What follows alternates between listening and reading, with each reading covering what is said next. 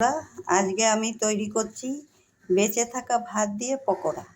এতে লাগছে আমার এই যে একটুখানি রাতের ভাত বেঁচে ছিল, ভাতটা নিয়েছি, একটু লঙ্কার গুঁড়ো নিয়েছি, বেসন নিয়েছি, কর্নফ্লাওয়ার নিয়েছি, হলুদ গুঁড়ো, একটু মটরশুঁটি নিয়েছি, একটু ধনে পাতা কুচি, কাঁচা লঙ্কা কুচি, দুটো পেঁয়াজ কুচি আছে, আর এখানে একটা আলু কুচিয়ে নিয়েছি, আর পরিমাণ মতন নুন।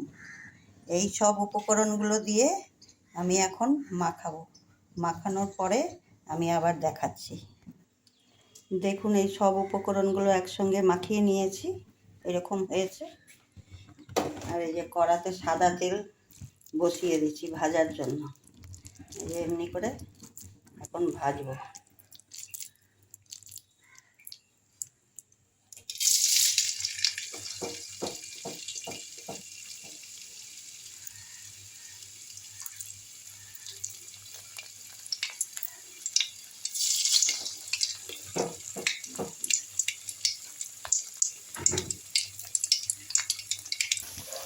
এই দেখুন ভাজা হচ্ছে, এবার আমি এগুলোকে উল্টে দিচ্ছি।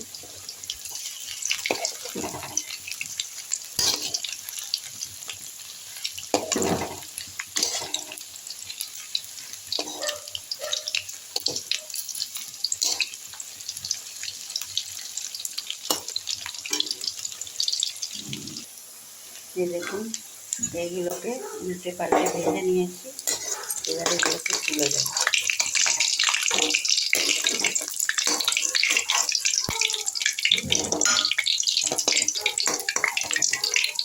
এটা কিন্তু সাদা তেল দিয়েই ভেজেছি, আপনারা পারলে সর্ষের তেল দিয়েও ভাজতে, কোনো অসুবিধা নেই।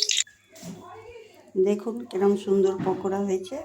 এটা সস দিয়েও খেতে পারবেন, আবার ডাল ভাত দিয়ে মুখে দিয়েও খেতে পারবেন, মুড়ি দিয়ে চপের মতনও খেতে পারবেন। দেখতে কত সুন্দর হয়েছে, খেতেও অতটাই ভালো হয়েছে।